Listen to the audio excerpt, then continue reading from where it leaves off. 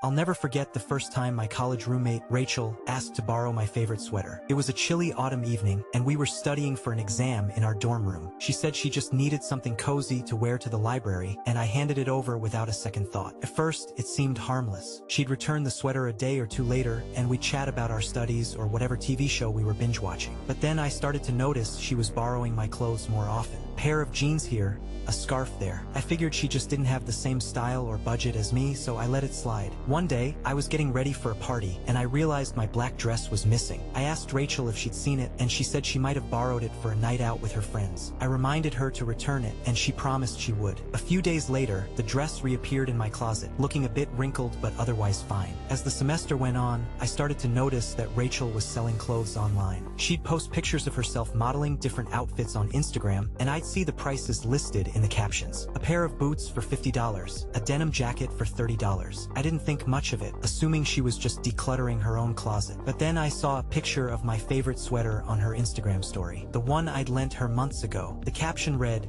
"Cozy sweater for sale, $40 OBO. I felt a twinge of annoyance, but I brushed it off. Maybe she'd just forgotten that it was mine. It wasn't until I stumbled upon a website where Rachel was selling my clothes that I realized the full extent of what was happening. She'd altered the tags, removing my name and replacing it with her own. I saw my jeans listed for $60, my scarf for $20. I felt a wave of anger and betrayal wash over me. I confronted Rachel in our dorm room, my voice shaking with rage. "Why are you selling my clothes?" I demanded. She looked taken aback, but then a defensive glint appeared in her eye. "You never said I couldn't," she said, her voice dripping with entitlement. The conversation that followed was tense and awkward. Rachel insisted that she'd done nothing wrong, that I was being too sensitive. I realized that our friendship was built on uneven ground, with me always giving and her always taking. As we argued, I caught a glimpse of myself in the mirror, and for a moment, I saw a stranger, someone who'd been blind to the exploitation happening right in front of her. The fight ended with Rachel storming out of the room, leaving me feeling hollow and unsure. I looked around our dorm, taking in the familiar sights and sounds, but everything felt different now. I glanced down at my clothes, wondering what else had been sold without my knowledge. The sweater, the jeans, the scarf, all gone,